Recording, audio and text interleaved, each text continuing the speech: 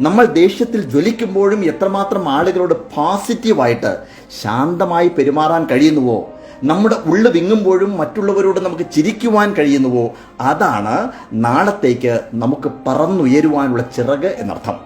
അത് കുടുംബത്തിലായാലും സ്ഥാപനത്തിലായാലും അങ്ങനെയാണ്. പ്രോഫറ്റ് മുഹമ്മദിന്റെ ഹൃദയവിശാലതയെ അടിസ്ഥാനമാക്കി മനോഹരമായൊരു കഥയുണ്ട്. ഉഗ്രൻ കഥയാണത്. പ്രവാചകൻ ഒരിക്കൽ ആൾക്കൂട്ടത്തിനിടയിൽ നിൽക്കുന്ന സമയത്ത് ഒരു പാവപ്പെട്ടവൻ ഒരു കുല മുന്തിരിയുമായിട്ട് വന്നു. ആ ദരിദ്രന്റെ എത്രയോ കാലമായിട്ടുള്ള മോഹമായിരുന്നു പ്രവാചകന് ഒരു സമ്മാനം കൊടുക്കുക എന്നത്. പ്രോഫറ്റ് മുഹമ്മദ് അതിൽ നിന്നും ഒരു മുന്തിരി വായിലിട്ടു.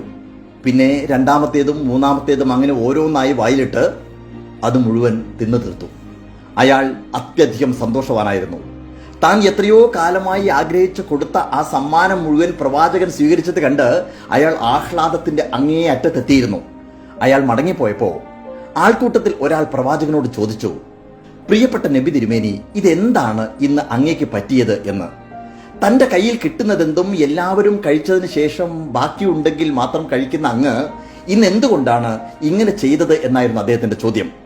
പ്രവാചകൻ ശാന്തമായി ഇങ്ങനെ മറുപടി പറഞ്ഞത്രേ, ആ പാവം അത്രമാത്രം ആഗ്രഹിച്ചാണ് ആ മുന്തിരിക്കുല എനിക്ക് തന്നത്.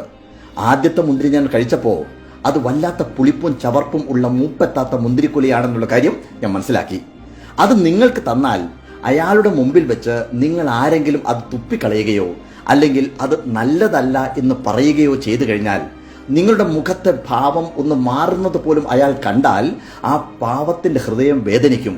അതുകൊണ്ടാണ് ചവർപ്പും പുളിപ്പുമുള്ള ആ മുന്തിരി മുഴുവൻ നിങ്ങൾക്ക് തരാതെ സന്തോഷത്തോടുകൂടി ഞാൻ കഴിച്ചത് എന്നായിരുന്നു അദ്ദേഹത്തിന്റെ ഉത്തരം. ഇതൊരു വലിയ പാഠമാണ്. അതുകൊണ്ട് ഈ കോവിഡ് കാലത്ത് പരസ്പരം പരിഭവങ്ങൾ പറയാതെ നമുക്ക് പരസ്പരം ആശ്വാസമാവാം. Be positive and smile. അപ്പോ ശുഭരാത്രി.